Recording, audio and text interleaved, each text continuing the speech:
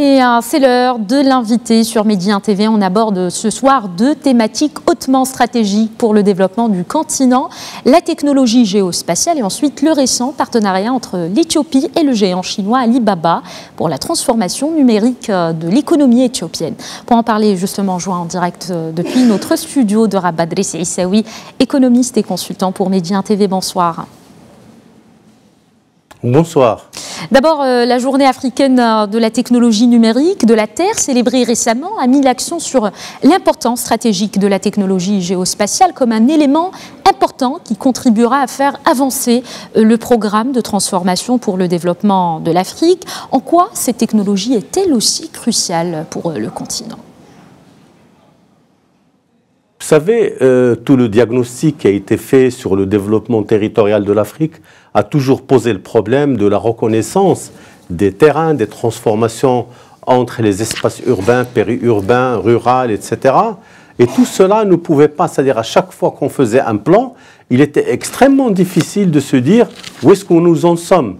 Et c'est pour cela que des données aussi cruciales que précises que celles que pourrait donner justement cette technologie est intéressante pour les gens qui programment le développement, qui font disons de la prospective par rapport au territoire. Il était nécessaire de se doter de ces technologies.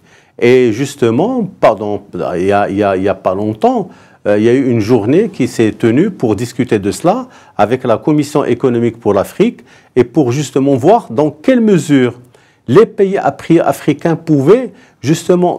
alors, que permet cette technologie? C'est une technologie qui permet d'analyser des millions et des millions de données d'images satellites, de photogrammétrie, etc., et qui permettent de déterminer avec exactitude les espaces où le développement peut se déployer, où l'on peut développer tel ou tel projet, telle ou telle, disons, partie d'une stratégie territoriale.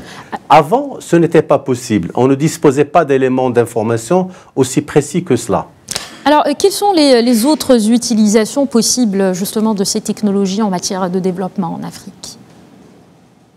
Alors, les autres technologies, elles sont évidentes. Elles sont d'abord, comme vous le savez, les territoires dans le continent africain sont tellement vastes, aussi vastes que ceux que nous connaissons dans certains continents comme l'Australie. D'ailleurs, cette technologie a été beaucoup utilisée en Australie parce que les distances sont grandes. On peut les utiliser dans l'environnement, dans la protection de l'environnement, dans le développement de toutes les spéculations agricoles que l'on peut imaginer, et aussi dans la maîtrise du développement urbain, qui est une problématique que les pays africains n'arrivent pas au jour d'aujourd'hui à gérer de manière optimale. Donc, d'où la nécessité d'aller vers ces technologies.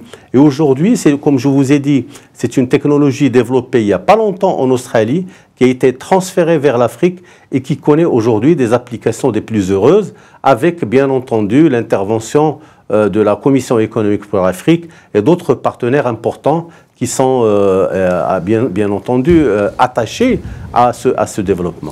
Maintenant, qui sera habilité à utiliser ces données hautement sensibles au niveau continental ? Alors, en fait, ce sont des données, comme vous l'avez dit, très, très sensibles.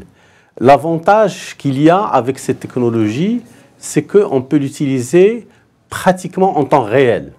Et avant, vous savez, les planificateurs ne pouvaient pas se permettre de se prononcer sur telle ou telle possibilité en ce qui concerne le déploiement de leur stratégie. Aujourd'hui, ils peuvent en temps réel décider de l'inflexion de telle ou telle action, de la planification de telle ou telle action sur tel territoire, et cela peut amener 2, 3, 4 pays, plusieurs pays d'une même région, de coopérer ensemble et de développer de manière harmonieuse. Parce qu'aujourd'hui, vous savez, l'Afrique, le grand problème de l'Afrique, c'est l'utilisation de ses ressources, c'est l'utilisation de ces territoires dont beaucoup ne sont pas encore valorisés et qui, certains sont en friche. Aujourd'hui, il fallait trouver les moyens, et je pense que cette technologie est l'un des moyens les plus idoines pour pouvoir le faire de manière intelligente et productive. Alors, pour rester justement dans le domaine des nouvelles technologies, cette récente information sur les pourparlers engagés récemment au siège du groupe chinois Alibaba, le ministre éthiopien de l'innovation et de la technologie devra être appuyé par le géant chinois dans l'élaboration d'une stratégie numérique ambitieuse. De quoi s'agit-il concrètement ? Vous savez, aujourd'hui, la révolution numérique est en marche. On a vu ce qui s'est passé dans d'autres pays comme le Rwanda et d'autres, sachant pertinemment que la grande ressource dont disposent ces pays, c'est l'élément humain. Et l'Éthiopie a choisi la Chine pour, à travers son géant Alibaba, pour développer justement une stratégie nationale du numérique avec supporté avec un plan d'action et avec un financement adéquat. Et le fait de s'allier à ce géant chinois est une bonne chose parce que Alibaba est effectivement l'un des grands opérateurs, au même titre que Google ou les autres opérateurs du GAFA. Il est véritablement, il a une approche assez particulière par rapport aux pays africains. Alors, on l'a compris, donc c'est une alliance très importante. Qu'est-ce qui explique justement ce rapprochement entre la Chine et l'Éthiopie? Alors, disons, d'abord, n'oublions pas que l'Éthiopie, il n'y a pas longtemps, était un pays marxiste. Donc, il y a des relents, disons, d'affinités idéologiques entre la Chine et l'Éthiopie, quoique aujourd'hui, l'Éthiopie est en évolution vers un système capitaliste de développement de l'entreprise. Mais ce qui facilite cette chose-là, c'est que depuis longtemps, la Chine, en tant qu'État, a toujours soutenu l'implantation de ces entreprises privées en Afrique, en donnant d'abord le plus d'assurance possible à ces entreprises, mais en facilitant un certain nombre, en faisant des dons en ce qui concerne l'infrastructure, ce qui n'est pas le cas d'autres entreprises américaines qui souhaitent justement garder la main et la mainmise sur ces pays-là. Alors, le géant chinois Alibaba compte déjà une présence significative au Rwanda avec des résultats assez intéressants. Quel sera le potentiel de développement avec l'Éthiopie? L'Éthiopie est une terre en friche par rapport à Alibaba. Effectivement, nous avons vu ce qui s'est passé pour le Rwanda. Il y a une transformation extraordinaire de l'économie de ce pays avec l'utilisation des nouvelles technologies de l'information. On a vu naître un certain nombre d'entreprises. L'entrepreneuriat numérique en Éthiopie, il est vraiment naissant. Et l'aide qu'apportera Alibaba sera d'une grande, très précieuse et disons, elle sera stratégique.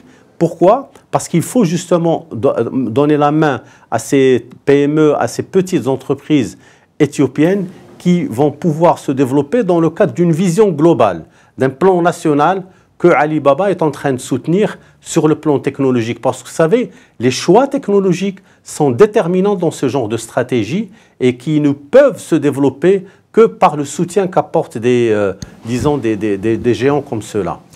À votre avis, quelle serait la stratégie gagnante d'Alibaba en Éthiopie?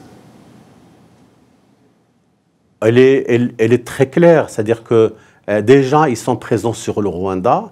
Avec l'Éthiopie, la stratégie est claire, c'est-à-dire qu'ils vont soutenir toutes les PME, TPE, qui vont pouvoir devenir des sous-traitants d'Alibaba. Alibaba étant, comme Google, une très grande plateforme. Alors, il est vrai que l'infrastructure africaine, elle est faible. C'est-à-dire en termes de pénétration d'Internet, en termes d'infrastructure pour le secteur. Mais je pense qu'il y a un investissement qui sera consenti et qui permettra à la ressource humaine éthiopienne de pouvoir se développer et surtout aux start-up éthiopiennes de pouvoir mettre le pied à l'étrier et aller de l'avant dans cette nouvelle aventure numérique qui fera de l'Éthiopie, du Rwanda bien comme on le sait, et d'autres pays. Et en fin de compte, ce sera une tête de pont pour Alibaba pour pouvoir justement s'assurer une présence confortable dans le continent en attendant justement de nouvelles stratégies d'acquisition de parts de marché. Merci beaucoup Driss Issaoui, économiste et consultant pour Média TV. Merci encore une fois pour cet éclairage.